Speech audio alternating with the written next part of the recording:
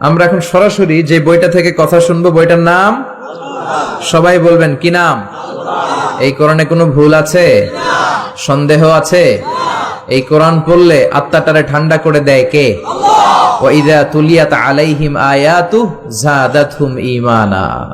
এই কোরআনের তেলাওয়াত যখন কারো সামনে করা হয় তখন মুমিনদের, ইমানদার, ইমানওয়ালা বান্দাদের অন্তরে ঈমান বেড়ে যায়, কলিজাটা ঠান্ডা হয়ে যায়, হৃদয়টা প্রশান্ত হয়ে যায়, ঠিক কিনা?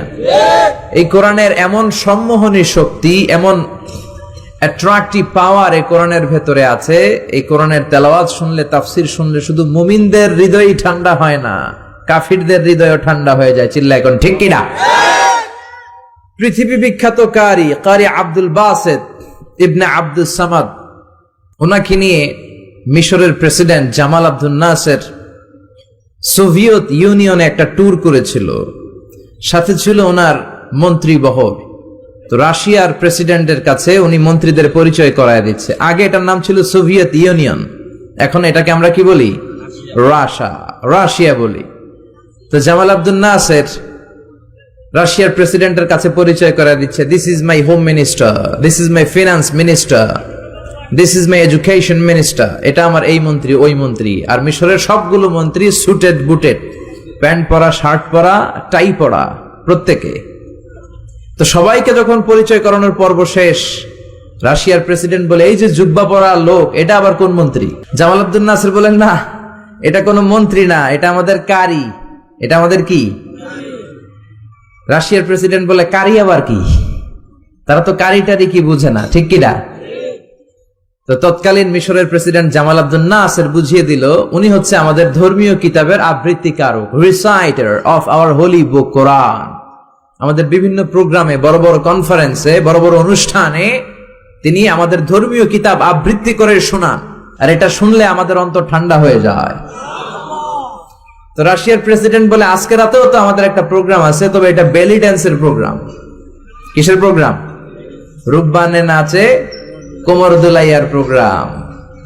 ডান্স হবে, ডান্স চলবে, আর আমরা মদ খাবো। তো এক কাজ করি, আপনি যেহেতু কারি নিয়ে আসছেন, আজকে আমাদের এই নৈশভোজের ডান্স আমরা বন্ধ করে দিলাম। এই ডান্সের পরিবর্তে আমরা কোরআনের তেলাওয়াত শুনবো, আপনাদের ধর্মীয় গ্রন্থের তেলাওয়াত শুনবো আর মদ খাবো। তেলাওয়াত শুনবো আর কি খাবো? কি মিলাইছে দেখছেন? তেলাওয়াত তো শুনবে, আবার মদও খাবে। তো জামাল আব্দুল নাসের রাজি হলেন, ঠিক আছে, আমি আমার কারি সাহেবকে রাজি করাবো। তো কারি আব্দুল বাসেত ইবনে আব্দুস সামাদ উনি রাজি হলেন, উনি তেলাওয়াত করবেন। তো নৈশভোজে ওনাকে নিয়ে যাওয়া হলো। সিঙ্গাররা যেখানে বসে গিটার বাজায় আর গান গায়, উনি ওখানে বসে তেলাওয়াত করবেন। তো ওই দিনকার পুরো তেলাওয়াতটা উনি চোখ বন্ধ করে করেছিলেন। আর তেলাওয়াত শুরু করার আগে আল্লাহরে বলেছিলেন, আল্লাহ, এই লিডারগুলো সব ছিল কমিউনিস্ট লিডার। আল্লাহরে বলেছে, আল্লাহ, আমার গলায় যত সুর তুমি দিয়েছো, সব সুর উজাড় করে আমি তেলাওয়াত করব। তুমি কোরআনের এই পাওয়ারটা, এই রিদমটা, এই আকর্ষণটা এই কমিউনিস্ট লিডারদের অন্তরের ভিতরে তুমি ঢুকিয়ে দিও। তো সবার হাতে glass, whisky, red wine, alcohol, মদ। এখনই মদ খাওয়া শুরু করবে। কারি আব্দুল বাসিত ইবনে আব্দুস সামাদ তেলাওয়াত শুরু করলেন, আউযু বিল্লাহি মিনাশ শাইতানির রাজীম। উনি চোখ বন্ধ করে তেলাওয়াত শুরু করলেন। উনি তেলাওয়াত শুরু করার সাথে সাথে সবাই মদের বোতল আর গ্লাস রেখে দিয়ে ওনার তেলাওয়াত শুনতে শুরু করে দিল। ওনার গলায় এমন সম্মোহনী শক্তি ছিল, কেউ তেলাওয়াত শুনলে অবাক হয়ে যেত। তারা মদও খায় না, মদের বোতলের দিকে তাকায়ও না, মদের গ্লাসও হাতে নেয় না, শুধু আব্দুল বাসেদের দিকে তাকিয়ে আছে। তেলাওয়াত শুনতে শুনতে মনের অজান্তে ওদের চোখ দিয়ে পানি নামতে শুরু করলো, কাঁদতে শুরু করেছে। দীর্ঘ লম্বা সময় কারি আব্দুল বাসিত ইবনে আব্দুস সামাদ ওনার গলায় যত সুর ছিল, সব সুরের ঝংকার উজাড় করে উনি তেলাওয়াত করলেন। আর কমিউনিস্ট লিডাররা মনের অজান্তে প্রাণ ভরে কাঁদলো। তেলাওয়াত শেষ। এবার মিশরের প্রেসিডেন্ট জামাল আব্দুল নাসের রাশিয়ার প্রেসিডেন্ট এবং কমিউনিস্ট লিডারদেরকে জিজ্ঞেস করলো, আপনারা কাঁদলেন কেন?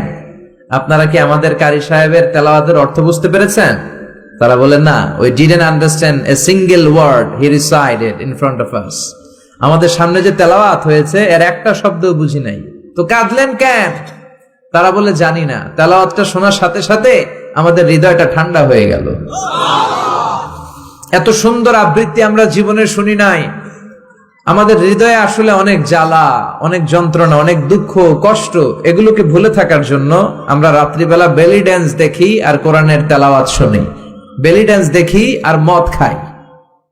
তো এরকম কারি যদি আমাদের দেশে থাকতো, আমরা বেলি ড্যান্স বাদ দিয়ে প্রতিদিন রাতে কোরআনের তেলাওয়াত শুনতাম। সুবহানাল্লাহ কইতে পারলেন না? ওই কোরআন আজও আমাদের সামনে আছে না নাই? এই কোরআনে কোনো ভুল নাই, কোনো সন্দেহ নাই। এই কোরআন শুধু মুমিনদের হৃদয়কে বিগলিত করে না, কাফিরদের হৃদয়কেও বিগলিত করে দেয়। চিল্লায় বলেন ঠিক কি না? গোটা বিশ্বের সবাই মিলেও যদি এরকম আর একটা কার্বন কপি মানুষকে উপহার দিতে যায়, বিশ্ববাসী ব্যর্থ হবে। কোরআনের মতো দ্বিতীয় কোনো বই তৈরি করা সম্ভব না। চিল্লায় এখন ঠিক কি না? জাকির নায়েকের উস্তাজ আহমদ দিদাত, ওনার গুরু একটা বই লিখেছেন, the ultimate miracle of the holy Quran. ওই বইয়ের ভেতরে উনি উল্লেখ করেছেন যে আমেরিকাতে সবচেয়ে পাওয়ারফুল যে কম্পিউটার ওদের মিলিটারি বেজে ইউজ হয়, ওইটার নাম হচ্ছে ক্রে-1 সুপার কম্পিউটার।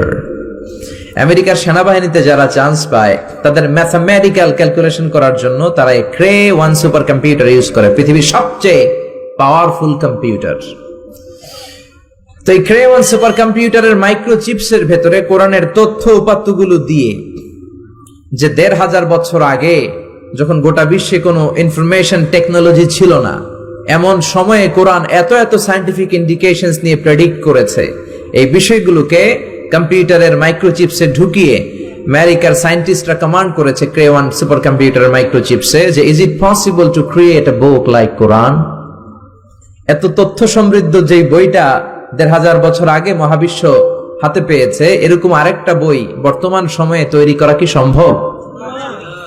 কিন্তু ক্রে-1 সুপার কম্পিউটার অ্যানালাইসিস করে উত্তর দিয়েছে ইয়েস, ইটস পসিবল, এটা সম্ভব, but you need to spend more than 63 octillion years. সম্ভব, তবে পৃথিবীর সব মানুষগুলোর 63 অক্ট্রিলিয়ন বছর চেষ্টা করতে হবে, এফোর্ট দিতে হবে। তাহলে মেবি, পারহ্যাপস, সম্ভবত কোরআনের মতো আরেকটা বই বানালেও বানানো যেতে পারে। শুনে বিজ্ঞানীরা মহা খুশি। আরে এতদিন শুনছি কোরআন একটা অজেয় কিতাব, এটাকে জয় করা যায় না, এর মতো আরেকটা বানানো যায় না। এখন আমাদের তৈরি ক্রে-1 সুপার কম্পিউটার আমাদেরকে বিশ্লেষণ করে বলছে কোরআনের মতো আরেকটা বই নাকি বানানো সম্ভব। হোক না অক্ট্রিলিয়ন আর ফক্ট্রিলিয়ন, পারা তো যাবে, আমরা চেষ্টা করব। কিন্তু নিউমেরিক্যাল সায়েন্স বলে octillion is very dangerous to reach there for human being. মানুষের জন্য এটা খুব ভয়ের কথা, ভয়ঙ্কর কথা যে অক্ট্রিলিয়ন পর্যন্ত মানুষ পৌঁছবে। 63 অক্ট্রিলিয়ন বছর তো অনেক দূরের কথা, 63 বছরই তো আমরা বাঁচি না, ঠিক কিনা? যারা সংখ্যাতাত্ত্বিক নিয়ম জানেন তারা জানেন যে সংখ্যা শুরু করি আমরা একক দিয়ে, তারপরে শতক, তারপরে সহস্র, তারপর উজুত, তারপরে লক্ষ, নিযুত, কোটি, million, billion, trillion, zillion, pillion, তারপরে হচ্ছে অক্ট্রিলিয়ন। তাও 1, 2, 3 অক্ট্রিলিয়ন নয়, 63 অক্ট্রিলিয়ন যদি পৃথিবীর সব মানুষ হায়াত পায় আর তাদের কাজকর্ম সব রেখে দিয়ে যদি কোরআনের মতো এরকম একটা বিস্ময়কর কিতাব তারা বানাতে চায়, কোরআনের মতো সমৃদ্ধ করে, তাহলে পৃথিবীর সব মানুষগুলো 63 অক্ট্রিলিয়ন বছর চেষ্টা করলে তাও মেবি আছে না নাই, পারহ্যাপস আছে না নাই, সম্ভবত কোরআনের মতো আরেকটা বই বানালেও বানানো যেতে পারে।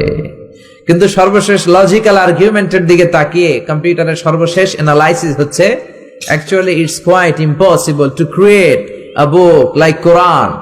আসলে পৃথিবীর মানুষের জন্য এই কোরআনের মতো আরেকটা বই বানানো অসম্ভব। চিল্লা এখন ঠিক কিনা? কারণ পৃথিবীর সবগুলো মানুষের 63 অক্ট্রিলিয়ন বছর বাঁচাও সম্ভব না, আর কোরআনের মতো আরেকটা বই বানানো সম্ভব। এজন্য এই কোরআনের সাথে টক্কর দিতে এসে, পাল্লা লাগতে এসে মানুষগুলো হয়রান হয়ে যায়, মানুষগুলো পিছিয়ে পড়ে, আর কোরআনের ভুল খুঁজতে এসে নিজের জীবনের বড় ভুলটা খুঁজে পায়। চিল্লা এখন ঠিক কিনা? এজন্য এই কিতাব পেয়ে আমরা খুশি না বেজার? এই কিতাবের আহকামগুলো মানতে রাজি আছেন? এই কিতাবের পক্ষে যারা, আমরাও তাদের পক্ষে, জোরে কোন ঠিক কিনা? আর এই কিতাবের বিপক্ষে যারা, আমরাও তাদের বিপক্ষে। চিল্লায় বলেন ঠিক কিনা? আপনি কোরআনের পক্ষে থাকতে হলে কিছু কষ্ট সহ্য করতে হবে।